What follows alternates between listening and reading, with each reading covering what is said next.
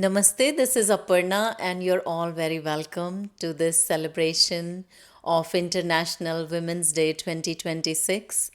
On behalf of Ireland India Council, I'm delighted that we have two guests here, two inspiring women, Carmel Wynne and Aileen Wynne, and they are both mother and daughter. What a beautiful relationship that they share, and they are here to shed some light on today's theme, which is give to gain. So, I will start my conversation by first asking Carmel that how do you feel about this theme in your personal and professional life, give to gain? I love the idea of when you give something, you get something back, regardless of whether it is something tangible or not. Even in the act of giving, that feel good factor that I'm sharing something and enhancing your life. I love the expression enlightened self interest because when I give, you gain something and I gain something too. And that's lovely. I enjoy that. That's beautiful. So, even without even knowing or expecting, but if you are giving, that itself is a gain. Exactly. Yeah. It is. Yeah, I remember one quote from Swami Vivekanand where he says that you should be grateful that somebody is allowing you to do something for them. So that goes with that. And Aileen, what would you say about this in your professional life, especially give to gain? I think give to gain is a really good theme. I think this year in particular, I've been very privileged to work with the STEM-P project with Maynooth University, where we take transition year students and they do a lot of IT projects, and I've been lucky enough to do some of the mentoring with them. And I think that's really important because hopefully giving my time and mentoring these young, amazing students, I'm not necessarily going to get something physical back, but as a broader cohort, society is going to gain from what these children and these wonderful students are going to do. I think over time, we are going to gain a phenomenal cohort of amazing people just by many people being involved in the project. I think that's really So, important. you have already shared a beautiful example of giving, especially you have a lot of experience in the field of technology, and these are young girls who will probably go on the path and they are learning from you, so they are gaining that knowledge from you. And while before we proceed, I'm very intrigued about your t shirt. So, what is it all about? So, International Women's Day, I think it's really important to talk about women who've inspired us. And this t shirt is the Women of COBOL, so Grace Hopper and Jean Staminet. So, they're women who basically wrote the COBOL language. So, without them, we wouldn't have COBOL. Without COBOL, a lot of business processes would not be there. So, mainframe rocks, and these women were at the forefront of that. Wow. So, they gave us this gift. They gave us the gift of COBOL, the gift that keeps on giving. Lovely, beautiful. And Carmel, maybe can you share an example of where you would have given something and then you gained something? Well, I belong to a women's club in Knockline, and they asked me, in fact, one of the women came and said, Carmel, will you do something, that thing you do with us? And so I did a seminar for 4 weeks on communication and meditation and being present. And the sense of satisfaction, the women coming back and saying simple little tweaks, like changing I have to I want to, changes, because when you have to do something, for women, cooking the dinner, things like that, there can be slight resentment. They're having to do it, whereas they change it to I want to because others would mess or they wouldn't do it as well as I do. And I love that sense of to give and people gain and we're all better as a result. That's really like you're working on their mindset. So, by just simply changing the language, and women especially, I think they have a lot of self criticism and self defeating thoughts. And ultimately, these thoughts lead to action and how their mindset is. So, coming to Aileen on the next question, does technology helps with the thoughts, or do you think social media is actually distorting our thoughts? Ooh, a big question. Social media, there's good and bad in social media. And recently, I think there's a lot more bad in that it becomes a bit of an echo chamber. And there's an awful lot in the media at the moment about misuse of social media and the awful things that it can do, both for boys and girls. Um, Disseminating nasty images, and this whole grok thing was horrendous. So hopefully that will be put to bed, and yeah, it's been nasty. So I think there's a lot of good in social media. I think there are some groups out there that, just like to give good news, which is necessary. I think there's an awful lot of bad in social media. I think it's something we really need to limit and try not to get to doom scroll too much. Yeah, and I think actually technology helps because the type of stuff you watch, the AI will pick up and it will show you more of that. So I have realized that social media can also be Can be good or bad. good or bad. Yeah, because people who are like looking at the meditation, yoga, then that's what pops up in your feed. And then if somebody is always looking at the war and where who is, I know we want to be kind of informed of what's happening around the world, but if it is not affecting your life immediately, you're probably distorting your thoughts. And as women, because we are mothers as well, we really need to look after our mind because then we have to look after our children. So, I'm going to talk about this book that Carmel has written. And the title of the book is so interesting. The title of the book is Get Real: The Courage to Be Wrong and the Power to Change. So, on this book, Carmel, what is the advice that you are giving to women in particular? Because the book seems to be about relationship, and you are a relationship coach.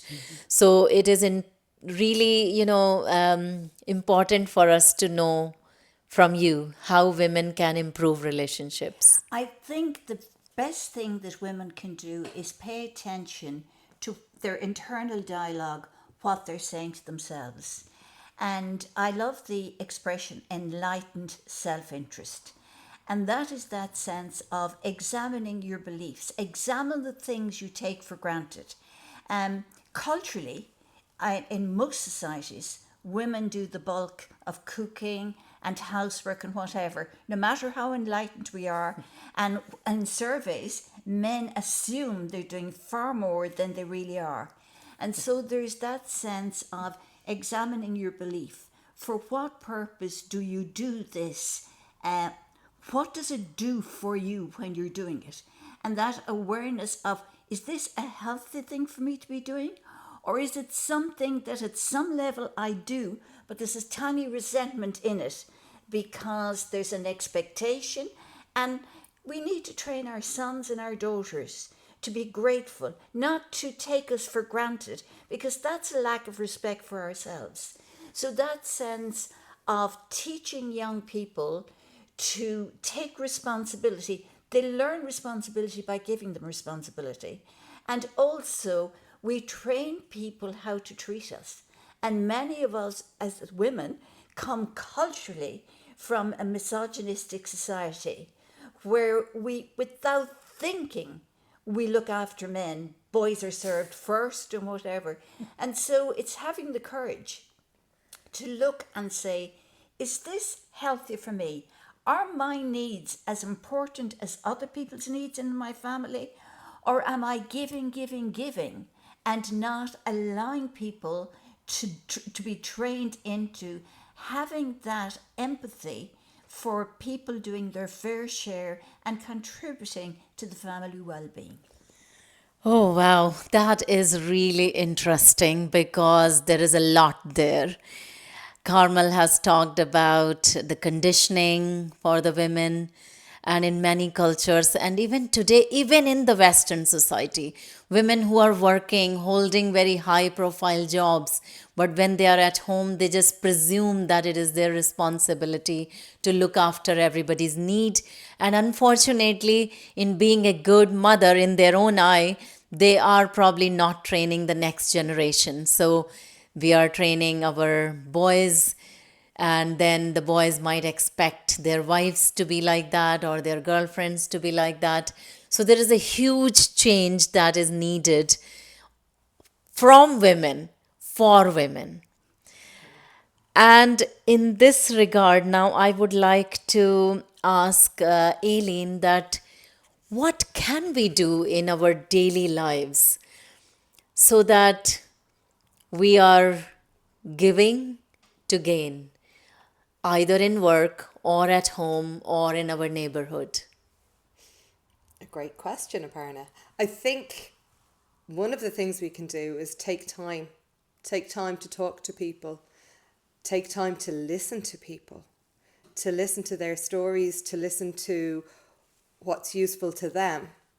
And by doing that, we can also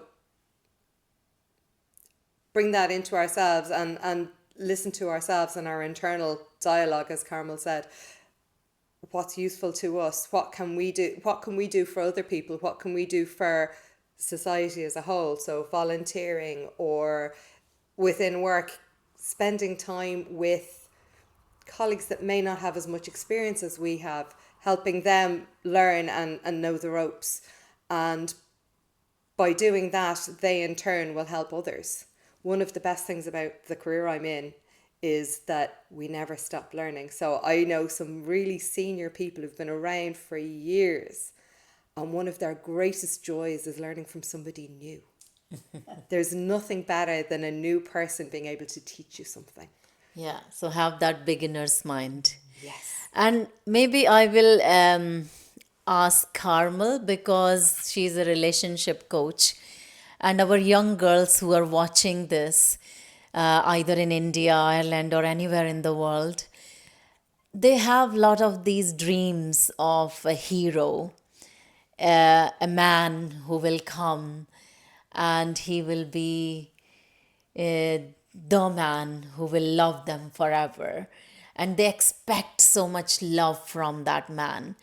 So, what would you like to say to those young girls who have watch these fairy tale movies or shows, and that's what they imagine in their head? What I would like every young girl who's madly in love, and it's intoxicating and wonderful and amazing when you fall in love. But I would like to ask every young girl who's in love, where does that amazing feeling of being beautiful, being intelligent, being funny, all those wonderful things that you feel about yourself when you're in love, where does that come from? Was that always in you? And has this Prince Charming released something in you to be who you really are? Because that's the reality. When you fall in love, it's not the person you're in love with that triggers all of this in you. It was in you, but in some way it's released to come out.